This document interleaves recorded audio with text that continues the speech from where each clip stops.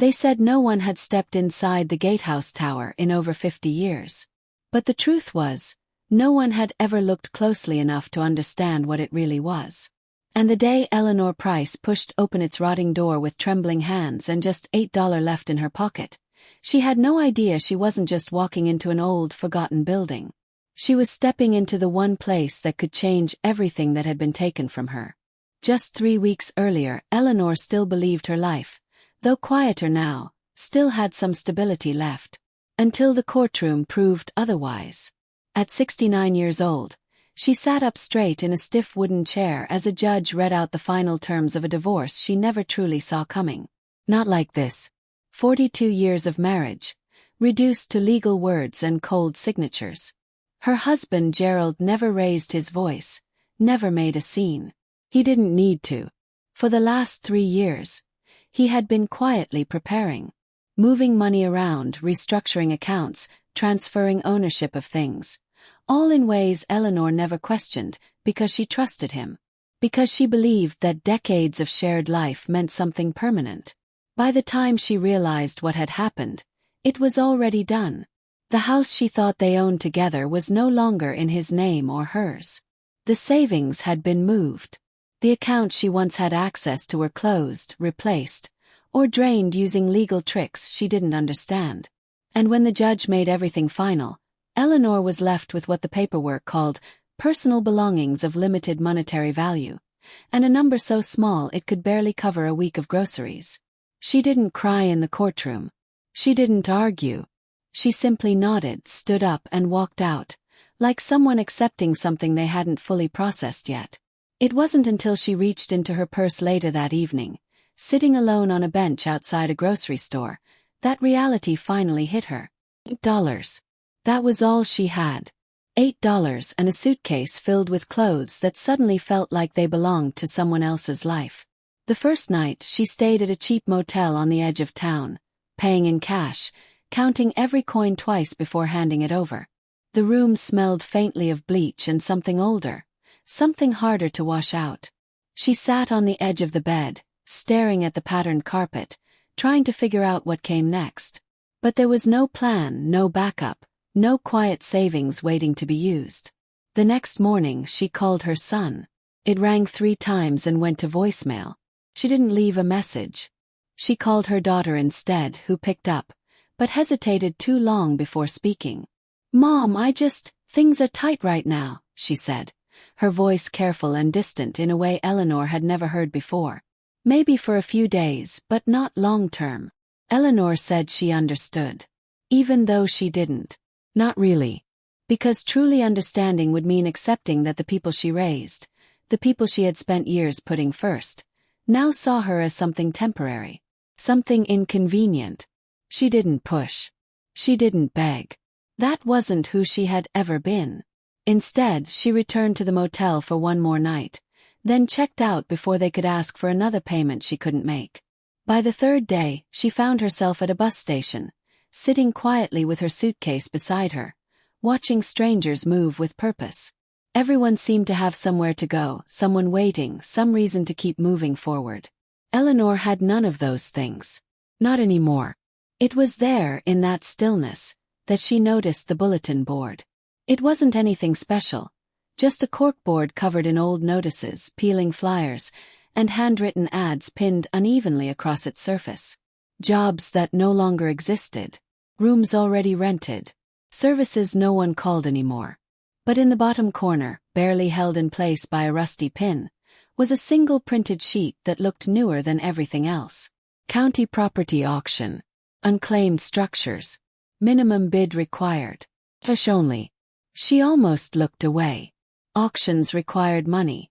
Certainly more than $8. But something about the words unclaimed structures stayed with her. Unclaimed. Unwanted. Left behind. Those words felt familiar in a way she couldn't ignore. She reached up slowly, pulled the paper free, and scanned the list of properties.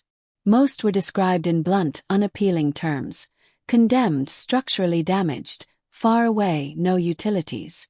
But one entry stood out. Not because it sounded better but because it sounded different. Gatehouse Tower. Former estate boundary structure. Condition unknown. Access restricted. She read it twice, then folded the paper carefully and placed it in her bag. She didn't tell herself she was going. She didn't make a plan.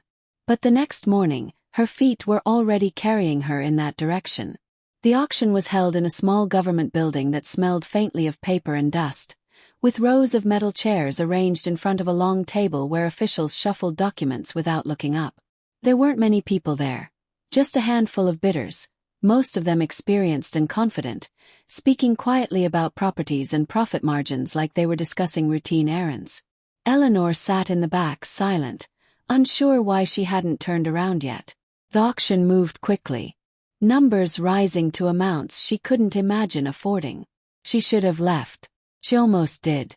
But then the listing came up. Item 17. Gatehouse Tower. There was a brief pause, a subtle shift in the room's energy. Not interest. The opposite. Several people glanced at their papers and looked away. No one raised a hand. The auctioneer cleared his throat. Minimum bid, he asked, his voice echoing slightly in the quiet room. Eleanor felt her heart start pounding. Not from confidence, but from something closer to instinct. Before she could talk herself out of it, before logic could catch up, her hand lifted slightly. $8, she said, her voice barely above a whisper. The room turned. Not in shock but mild curiosity. The auctioneer blinked once, then again, as if confirming he had heard correctly. $8 received, he said slowly. Any other bids? Silence. Longer pause. Then, with a soft strike of the gavel, sold.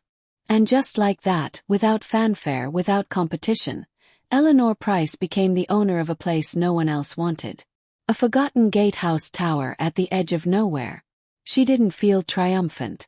She didn't even feel relieved. She just felt different. Because for the first time since everything had fallen apart, something had shifted. She wasn't waiting anymore. She wasn't asking. She had chosen something, even if she didn't yet understand what that choice would cost her, or what it might give back. What no one told Eleanor Price. Not the uninterested clerk who stamped her receipt, not the man who slid the thin packet of documents across the table, not even the silence that followed her out of that building, was that the gatehouse tower wasn't just unwanted. It was avoided. And by the time she reached the end of the long, cracked road that led to it, she began to understand why. Because the place didn't look abandoned in the ordinary sense. It looked forgotten in a way that felt deliberate, as if time itself had carefully stepped around it and left it untouched for reasons no one cared to explain. The journey there took most of the day. A bus ride that dropped her miles from the listed address, followed by a long walk under a sun that felt harsher the longer she carried her suitcase. Each step pulling her further from the life she once knew and deeper into something uncertain. Something that didn't yet have a name. She asked for directions once, stopping at a small roadside store where an older man stood behind the counter, watching her with quiet curiosity as she unfolded the paper and pointed to the address. His expression changed, not dramatically, but enough for her to notice. "You're not from around here," he said. More of an observation than a question. Eleanor shook her head. "Just need to know which way this is," she replied. He hesitated before answering, glancing once toward the road outside as if measuring something unseen. "Keep straight for about 2 miles, he said finally. "You'll see an old iron fence. Can't miss it." Then after a pause he added, "Not much out there." Eleanor nodded, thanked him and kept walking. But she couldn't shake the quiet weight behind his words. Not much out there didn't sound like a warning. But it didn't sound like reassurance either. By the time she reached the fence, she understood what he meant. It stretched along the roadside, rusted and bent in places, half swallowed by vines and overgrowth that had long since claimed it as their own. Beyond it, barely visible through the thick tangle of trees, stood the tower, tall, narrow stone rising in a way that felt older than anything around it. Its outline cutting into the sky like something that didn't belong to the present. There was no driveway, no clear path, just a break in the fence where the metal had collapsed inward, creating an opening just wide enough to step through. She paused there, her hand resting briefly on the cold, rough edge of the iron. Her suitcase beside her as a strange thought crossed her mind. Not doubt. Not exactly fear. Just awareness. No one had followed her here. No one knew she was here. And if she turned around now, nothing would stop her. But nothing would change either. So she stepped through. The ground on the other side was uneven, covered in layers of leaves and debris that crunched softly beneath her shoes as she moved forward. Each step brought the tower into clearer view, revealing the cracks in the stone, the darkened windows clouded with years of dust, the heavy wooden door hanging slightly off its hinges as if it had been forced open long ago and never properly closed again. When she finally stood in front of it, Eleanor felt something unexpected. Not disappointment, not regret, but a quiet sense of recognition. This place, with all its neglect and silence, felt closer to her reality than anything else had in weeks. It wasn't pretending to be more than it was. It didn't hide its damage or mask its emptiness. It simply existed, waiting for someone who had nothing left to lose. She reached out slowly, placed her hand against the door and pushed. It resisted at first, then gave way with a long, drawn-out creak that echoed into the darkness beyond, as if announcing her arrival to a space that hadn't heard footsteps in years. Inside, the air was thick and still, carrying the smell of dust, damp stone, and something older she couldn't quite name. Light filtered in through narrow windows, casting faint beams that revealed the room in pieces. A circular space at the base, bare except for broken furniture pushed against the walls, a spiral staircase winding upward along the inner curve of the tower, and layers of neglect that spoke of decades without care. Eleanor stepped fully inside, letting the door fall partially closed behind her. The sound was dull but final. For a moment she just stood there and listened. Not for anything specific. Just listened. But there was nothing. No movement. No distant noise. Just silence so complete it felt almost solid. She set her suitcase down carefully, then moved slowly around the room, brushing dust from surfaces, testing the strength of the floor beneath her feet, noting what was broken and what might still be usable. It wasn't much. But it was enough to start. That first night she didn't go upstairs. She didn't explore beyond what she needed to. Instead, she cleared a small area near one of the windows, laid her coat down as a makeshift cushion, and sat with her back against the cold stone wall, watching as the last light of the day faded into darkness. There was no electricity, no running water, no comfort beyond what she could create herself. And yet, as the night settled in, Eleanor realized something she hadn't felt since before the courtroom, before the motel, before the bus station. She wasn't being watched, judged, or tolerated. She simply was. The days that followed were harder than anything she had experienced in years. Not because they were complicated, but because they were raw. She quickly learned where the roof leaked when it rained. She found a nearby stream after hours of searching, carrying water back in an old container she discovered behind the tower.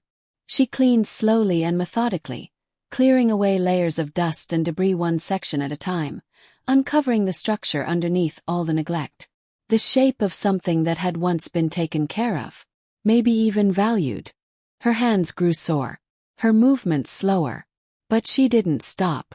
Because every small change she made, every cleared surface, every repaired bench, every swept corner, was proof that she still had the ability to build something. Even from nothing. Then, about 3 weeks after she arrived, something changed. Started with the staircase.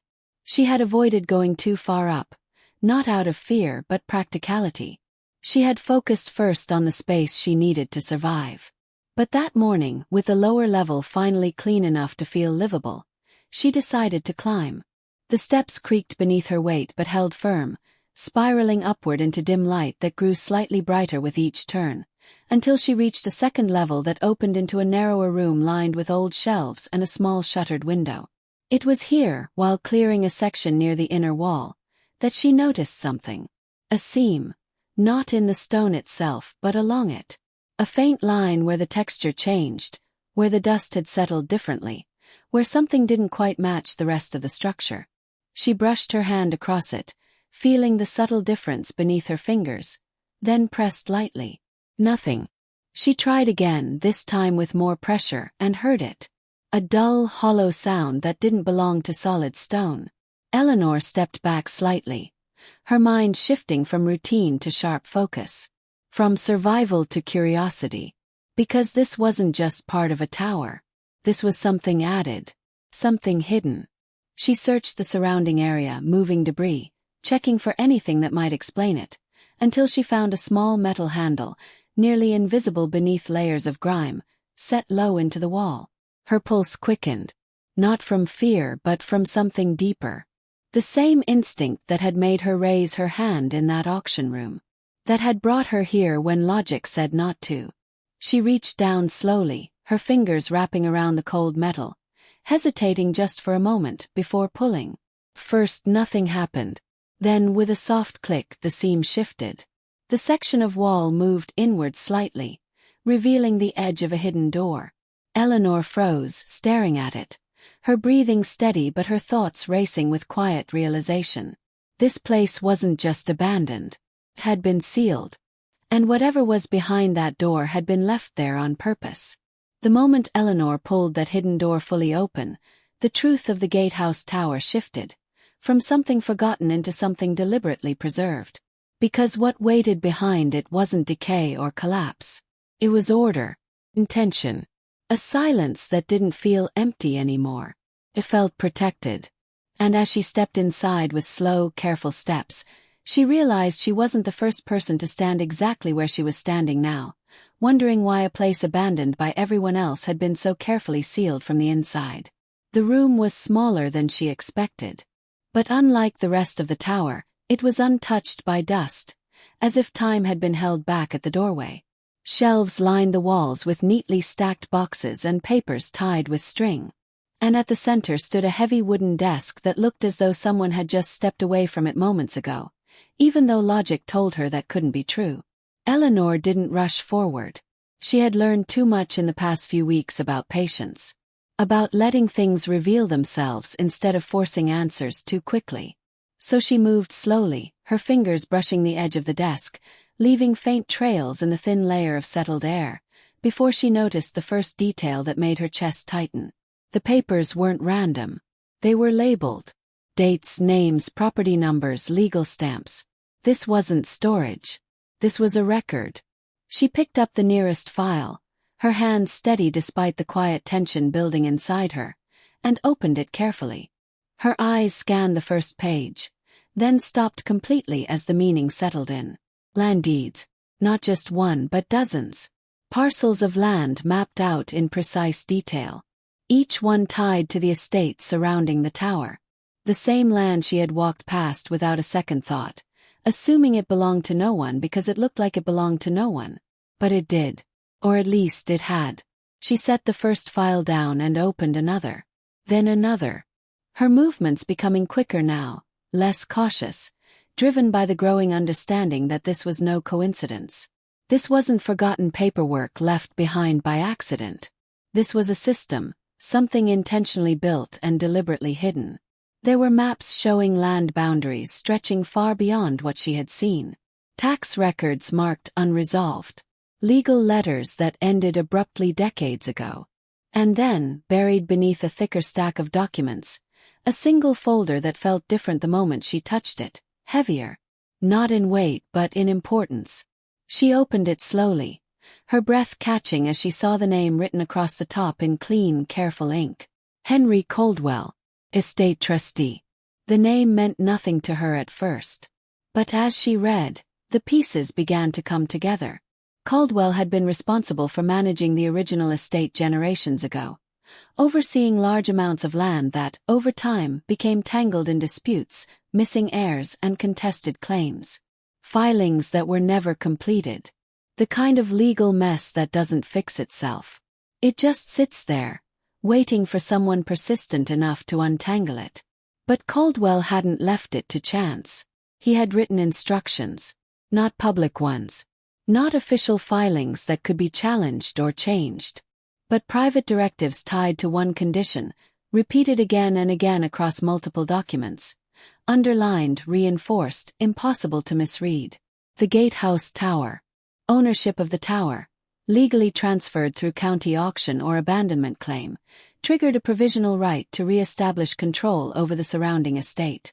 But only if the owner could prove continuous habitation and physical restoration of the structure itself. Eleanor sat down slowly in the chair behind the desk, the wood creaking softly beneath her as the weight of what she was reading became something real, something undeniable. This place, the thing no one wanted, the structure that had been dismissed, ignored, and left to rot, was never meant to be valuable on its own. It was a filter, test, one designed to ensure that only someone desperate enough, determined enough, or overlooked enough would ever claim it. And she had. Without knowing, without planning, she had walked straight into the exact position that Caldwell had designed decades earlier. The kind of opportunity that doesn't look like opportunity until you're already inside it. Eleanor leaned back slightly, her eyes moving across the room again, seeing it differently now. Not as a hiding place but as a safeguard. A final layer protecting something most people would never have the patience to uncover. She spent hours going through the rest of the documents, piecing together timelines, identifying which parcels of land were still unclaimed, which filings had expired, and which legal paths were still open, if someone pushed hard enough, long enough, and with the right proof. And that was the catch. Proof. Not just of ownership but of presence, of effort, of restoration. Everything she had already been doing without realizing it mattered. That night, she didn't sleep on the floor downstairs. She stayed in that room, surrounded by the quiet evidence of a life she hadn't known existed for her just weeks ago. Her mind working through the implications, the steps, the risks. Because this wouldn't be easy. It wouldn't be fast. The same system that had ignored her before wouldn't suddenly welcome her now. But she understood something differently this time. She wasn't asking for help. She wasn't waiting for permission. She had leverage. Over the next several months, Eleanor worked harder than she ever had in her life. Not just cleaning and repairing the tower, but documenting everything. Photographs, timelines, receipts, proof of continuous residence. She traveled back into town when she needed to, filing paperwork that clerks barely glanced at, until they realized she wasn't going away. That she understood exactly what she was claiming and why it held legal weight. At first they dismissed her. Then they questioned her. Then slowly they started processing her filings. Because the law, buried deep and rarely used, was still valid. And she was meeting every single condition. A year later, the tower no longer looked abandoned. The stone had been cleaned. The door repaired. The windows cleared. It stood not as something forgotten, but as something reclaimed. And beyond it, the land began to follow. Titles transferred. Claims recognized. Boundaries redrawn. Quietly, without headlines, without attention. Eleanor Price became the legal owner of property no one else had been willing to fight for. The same people who once looked past her now looked twice. The same system that had reduced her to $8 now processed documents in her name with careful attention. And one afternoon, as she stood outside the tower looking across the land that now belonged to her in ways she once couldn't have imagined, a car pulled up along the broken road she had walked months before. Her daughter stepped out slowly, uncertain. Her expression a mixture of relief and something harder to name. "Mom, we didn't know where you went," she said, her voice softer than Eleanor remembered. Eleanor didn't answer right away. She looked at the tower. At the door she had opened. At the life she had rebuilt piece by piece. Then back at the woman standing in front of her. "I know," she said finally. Her voice calm. Steady in a way it hadn't been in a long time. Her daughter glanced past her, taking in the restored structure, the land stretching out beyond it, the reality of something she clearly hadn't expected. "Can we talk?" she asked. Eleanor considered the question. Not with hesitation, but with clarity. Then she nodded once. "We can talk," she said. But she didn't step aside. She didn't invite her in. Because this time everything inside that tower, every wall, every document, every piece of what she had built, belonged to her. And for the first time in her life, she understood exactly what that meant. If this story reminded you that the things the world overlooks still have value, and so do the people the world overlooks. Then share it with someone who needs to hear it today.